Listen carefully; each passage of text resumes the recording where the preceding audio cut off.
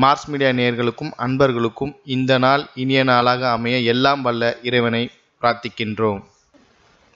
இந்த சேனல் உங்களுக்கு பிடிச்சிருந்தா மறக்காம சப்ஸ்கிரைப் பண்ணுங்க, ஷேர் பண்ணுங்க, லைக் பண்ணுங்க, கமெண்ட் பண்ணுங்க. எனதொருமை கன்னிராசி அன்பர்களே, இந்த அருமையான பதிவுல நம்ம என்ன பார்க்க போறோம் அப்படின்னா, நிகழும் மங்களகரமான குரோதி வருடம் தை மாத ராசி பலன். தை மாதம்னாலே அற்புதம். நீங்க எடுக்கிற காரியங்கள்ல இந்த மாசம் அற்புதமாக நிறைவேறணும். எந்தெந்த கிரகங்கள் எப்படிப்பட்ட சூழல்ல இருக்கு, உங்களுக்கு நன்மை தரக்கூடிய கிரகங்கள் எப்படி, எச்சரிக்கை கொடுக்கக்கூடிய கிரகங்கள் எப்படி, பரிகாரம் பண்ணினா என்ன விசேஷம் அப்படிங்கிறத பத்திலாம் நம்ம இப்ப தெளிவா பார்க்க போறோம். முதல்ல ஃபர்ஸ்ட் ஆஃப் ஆல் பாக்யஸ்தானத்தில் 4-7 குடை அதிபதி குரு பகவான் வக்ரகதியில் இருக்கார். 9ஆம் இடத்துல இருக்கிறது விசேஷம். குரு பகவானான வக்ரகதியில் இருக்கார். ஸோ எடுக்கிற காரியங்கள் கொஞ்சம் அப்படி இப்படி ஒரு அலைச்சலை கொடுக்கும், ஒரு தடை தாமதங்களை கொடுக்கும், இழுபறியாகும். ஆனால் ஓரளவுக்கு சக்ஸஸ்ஃபுல்லாக சில காரியங்கள் உங்களுக்கு முடியும்.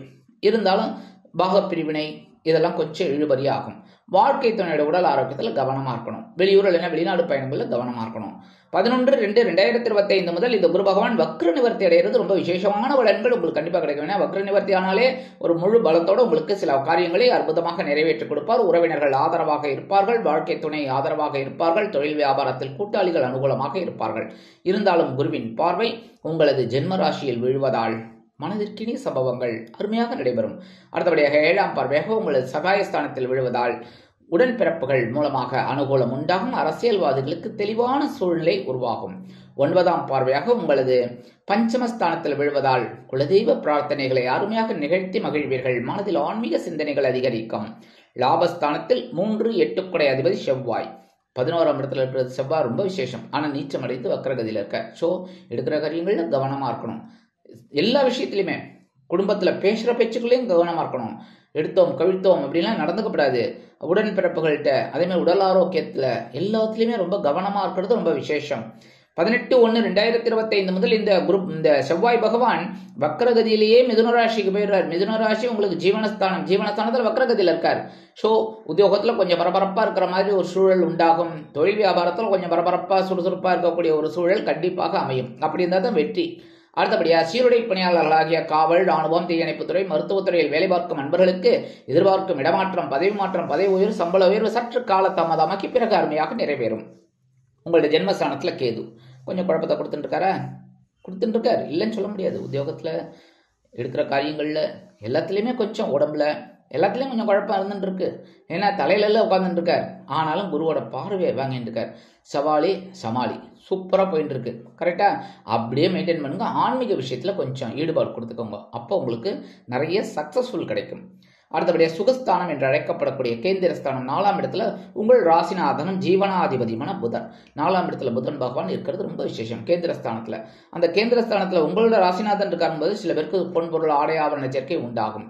அதேமாதிரி நீங்கள் எடுக்கிற காரியங்கள்லாம் ஓரளவுக்கு தெளிவாக இருக்கும். வெளியூர் இல்லைன்னா வெளிநாட்டு பயணங்கள் உங்களுக்கு டக்குன்னு கிடைக்கும். அந்த மூலமாக ஒரு வாழ்க்கையில் நல்ல திருப்பங்களை நீங்கள் எதிர்பார்க்கலாம். உறவினர்கள் ஆதரவாக இருப்பார்கள்.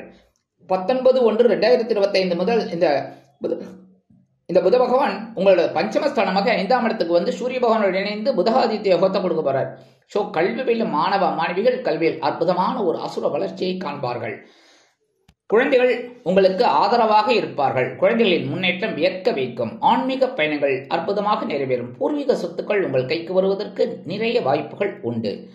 5/2/2025 முதல் இந்த புத பகவான் பகிர்வன ரோகஸ்தானமாக 6ஆம் இடத்துக்கு வந்துடுறார். 6ஆம் இடத்துக்கு வந்தோன்னா உங்களோட ஆற்றல் அதிகரிக்கும். என்றாலும் வேலை பளு அதிகமாக இருக்கும். உத்தியோகத்தில் தொழில் வியாபாரத்தில் கவனமாக ஒவ்வொரு விஷயத்திலும் அடியெடுத்து வைத்தீர்கள் என்றால் ஒரு நுணுக்கமான சூழ்நிலை உங்களுக்கு கண்டிப்பாக அமையும். பொறுமையாக இருந்து எல்லாவற்றிலும் நீங்கள் வெற்றி காண வேண்டும். உடல் ஆரோக்கியம் சிறப்படைய உணவு கட்டுப்பாட்டை மேற்கொள்ளுங்கள். கடன் விஷயத்தில் கவனமாக இருப்பது நல்லது. கொடுக்கல் வாங்கலில் இருப்பவர்கள் மிகுந்த எச்சரிக்கையோடு இருக்க வேண்டிய அவசியமான நேரம். பஞ்சமஸ்தானத்தில் விரையாதிபதி சூரிய பகவான். ஆன்மீக பயணங்கள் உங்களுக்கு அற்புதமாக கிடைக்கும். குலதெய்வ பிரார்த்தனைகளை நிகழ்த்தி மகிழ்வீர்கள். எதிர்பாராத புனித பயணம் கிடைப்பதற்கு வாய்ப்புகள் உண்டாகும். காசி, ராமேஸ்வரம் செல்லக்கூடிய ஒரு வாய்ப்புகள் சிலருக்கு கண்டிப்பாக கிடைக்கும்.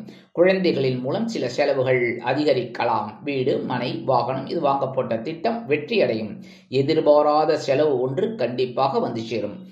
அடுத்தபடியாக பகைருண ரோகஸ்தானத்தில் 5, 6 குடையாதிபதி சனீஸ்வர பகவான் 6ஆம் இடத்தில், அதாவது பகைருண ரோகஸ்தானத்தில் பகைருண ரோகாதிபதி இருப்பது விசேஷம். நீங்கள் எடுக்கும் காரியங்களை தைரியமாக எடுப்பீர்கள், வெற்றி கிடைக்கும். அதேபோல் உடல் ஆரோக்கியம் சில பிரச்சனைகளை கொடுத்தாலும் அற்புதமான மருத்துவ வசதிகளோடு அதை முடித்து சந்தோஷம் காண்பீர்கள். இருப்பினும் அதே இடத்தில் 2, 9 குடையாதிபதி சுக்கிர பகவான், அதாவது 6ஆம் இடத்தில் 2, 9 குடை அதிபதி சுக்கிர பகவான் இருப்பது உங்கள் உடல் ஆரோக்கியத்தில் சிறப்படைய ஒரு சில முன்னேற்றங்களை கொடுக்கும். மனதில் சந்தோஷம் உண்டாகும். ஏன்னா சனீஸ்வர பகவான் சேர்ந்துன்றார். சனீஸ்வர பகவான் சாதாரணமா உழைச்சா காசும்பர், ஆனா சுக்கிர பகவான் நீ உழைக்கலன்னா சந்தோஷமா இருடா அப்படிங்கிற மாதிரி சொல்லக்கூடியவர், பொழுதுபோக்குக்காரகன். அந்த 2 பேரும் சேர்ந்துட்டு இருக்கார். அப்படிங்கும்போது உழைக்கணும், சந்தோஷமா இருக்கணும். அதை மட்டும் இந்த தாரக மந்திரமா எடுத்துக்கோங்க. சரியா? உழைக்காம சந்தோஷமா இருக்கணும்னு யாருமே நினைக்கப்படாது. உழைக்கணும், சந்தோஷமா இருக்கணும், வாழ்க்கையை நல்லபடியா ஓட்டின்னு போகணும். இதுதான் நம்மளோட. எவ்வளோ ஹர்டில்ஸ் இருக்கும், தடை தாமதங்கள் எல்லாமே இருக்கும். கண்டிப்பா எல்லாருக்கும் ஒவ்வொரு ஜீவராசிகளுக்கும் இந்த ஹர்டில்ஸ் இருக்கும், இல்லைன்னு சொல்ல முடியாது. நம்ம நினைச்சிட்டு இருக்கோம் நமக்கு தான் ஹர்டில்ஸ் இருக்கு, நம்ம தான் பிரச்சனைகள்ல இருக்கோம்னு. கிடையவே கிடையாது. பணம் நிறைய இருக்கிறவங்களுக்கும் பிரச்சனைகள், பணமே இல்லாதவங்களுக்கும் பணம் தான் பிரச்சனை. மிடில் இன்கம்ல இருக்கிறவங்களுக்கு ஏகப்பட்ட பிரச்சனைகள், எல்லாருக்கும் ஒவ்வொரு பிரச்சனைகள். சரியா? ஒவ்வொருத்தரையா போய் கேளுங்க, சர்வே எடுங்க. பிரச்சனைகள் இல்லாத மனிதன் யாருமே கிடையாது, எல்லாருக்குமே இருக்கு. அதனால நம்ம பிரச்சனைகளை கண்டு ஓடி ஒளியறதை விட ஹர்டில்ஸை தாண்டி போயிட்டே இருக்கணும். அவ்வளவுதான். மனதை ஒரு தெளிவா வச்சுக்க வேண்டியதான், வேற எதுவும் இல்லை. அந்த வகையில 28/1/2025 முதல் இந்த சுக்கிர பகவான் எங்க வரப்போறான்னு பார்த்தீங்கன்னா களத்திரஸ்தானமாக 7ஆம் இடத்துக்கு வந்துடுவார். 7ஆம் இடத்துல ஆல்ரெடி யார் அங்க உட்கார்ந்துட்டு இருக்கார்? ராகு பகவான் உட்கார்ந்துட்டு இருக்கார். ராகு பகவான் யோகக்காரகன். இந்த சுக்கிர பகவான் பொழுதுபோக்குக்காரகன், சந்தோஷக்காரகன், களத்திரக்காரகன். 7ஆம் இடத்திலேயே வந்து உச்சமடைந்து அப்படியே ராகுவோட சேர்ந்து விடுறார். உச்சமடைந்த ராகு பகவான், உச்சமடைந்த சுக்கிர பகவான் ராகுவோட இணைஞ்சுறார். அப்ப என்ன ஆகும்? பிரம்மாண்டமான ஒரு கற்பனை உங்களுக்கு கண்டிப்பாக கிடைக்கும். அதே மாதிரி எடுக்கிற காரியங்களையும் பிரம்மாண்டமா செய்யணும் அப்படிங்கிறது. இந்த 7ஆம் இடம்ங்கிறது உங்களுக்கு நீர்ராசி. நீர்ராசி அதுல வந்து 2 பேரும் இருக்கிறது உங்களுக்கு இந்த வெளியூர் இல்லைன்னா வெளிநாட்டு பயணங்களை பிரம்மாண்டமாக ஏற்படுத்தி கொடுப்பார்கள். ரொம்ப பிரம்மாண்டமா ஜாலியா அப்படி ஒரு ரவுண்ட் அடிச்சுட்டு வரணும்னு நினைக்கிறவாலாம் டக்குன்னு போயிட்டு வந்துடலாம். அதே மாதிரி உத்தியோகத்துல வெளிநாடு போயிட்டு வரணும், வெளியூர் போயிட்டு வரணும், டக்குன்னு அவங்களுக்கு சந்தோஷமான ஒரு சூழ்நிலை. தொழில் வியாபாரம் சூப்பர், திடீர்னு ஒரு வெளிநாடு போகணும், அப்படியே ஒரு அங்கங்க பார்த்துட்டு வரலாம் அப்படிங்கிற மாதிரிலாம் சுச்சுவேஷன் உங்களுக்கு கிடைக்கும். அடுத்தபடியா குடும்பத்துக்கு தேவையானதெல்லாம் வாங்கி போடுவீங்க. டக்குன்னு விலை உயர்ந்தது பரவாயில்லப்பா, இந்த 43 இன்ச்சு டிவி எல்லாம் வேணாம்ப்பா, வாங்குறதுதான் வாங்குறோம், ஒரு 65 இருந்தா வாங்கலாமா? ரைட் வாங்கலாம், சரி பரவாயில்ல போ, எவ்வளவு லட்சமா, 1.5 லட்சமா, ரைட்டு வாங்கிடு அப்படிங்கிற மாதிரி தான் இருக்கும். ஆனால் நான் என்ன சொல்லுவேன் அப்படின்னா, கவனமா வாங்குங்க, பணம் வச்சுண்டு வாங்குங்க. கடனை வாங்கி நம்ம வந்து மாசம் கட்டிக்கலாம், 10,000 கட்டிக்கலாம், அதெல்லாம் ஒன்றும் பிரச்சனை இல்லை அப்படின்னு நினைக்கக்கூடாது.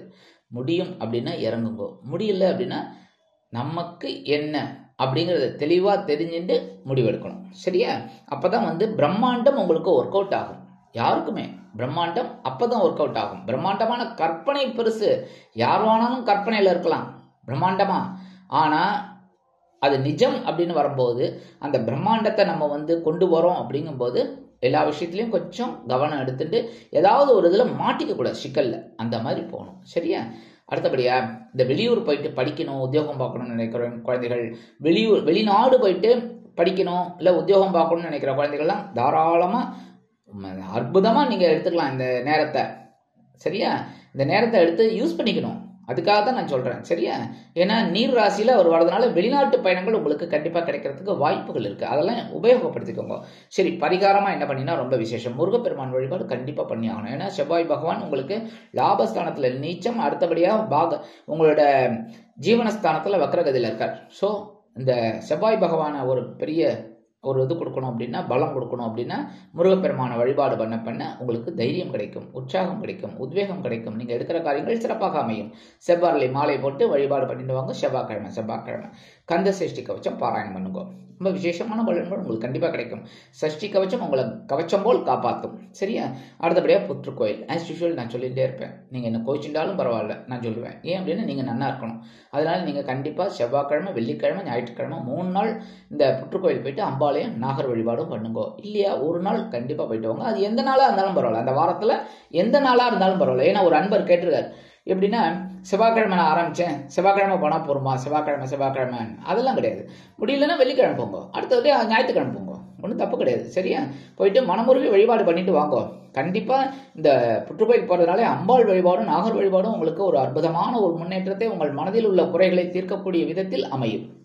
ஆக இந்த சிறு பரிகாரத்தின் மூலம் குரோதி வருடம் தை மாதம் உங்களுக்கு அற்புதமான ஏற்றம் தரும், மாற்றம் தரும், முன்னேற்றத்தை அள்ளித்தரும் மாதமாக அமையும் என்று கூறி விடைபெறுகிறேன். நன்றி, வணக்கம். மீண்டும் ஒரு அருமையான பதிவில் நான் உங்களை மனமகிழ்ச்சியோடு சந்திக்கிறேன். வாழ்த்துக்கள். வாழ்க வளமுடன். இந்த சேனல் உங்களுக்கு பிடிச்சிருந்தா மறக்காம சப்ஸ்கிரைப் பண்ணுங்க, லைக் பண்ணுங்க, ஷேர் பண்ணுங்க.